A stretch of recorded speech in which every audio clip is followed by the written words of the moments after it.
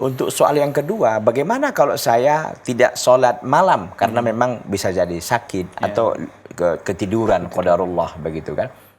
Nah, kalau kita juga lihat penjelasan Umar bin Khattab radhiyallahu taala anhu, beliau menceritakan bahwa Rasulullah SAW ketika beliau luput sholat malamnya, maka beliau mengqadanya 12 rakaat. Kapan?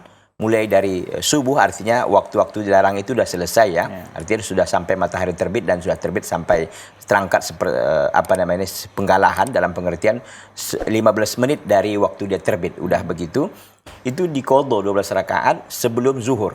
Jadi waktunya begitu, dari setelah subuh sampai zuhur. Maksud saya setelah subuh itu setelah habis waktu yang dilarang, karena memang dilarang kan kita melaksanakan sholat waktu setelah subuh sampai matahari terbit, dan matahari terbit sampai terangkat sepenggalahan begitu. Jadi intinya kalau sudah habis selesai waktu yang dilarang itu, Bapak tancap gas untuk 12 rakaat dikejar sebelum pelaksanaan sholat zuhur.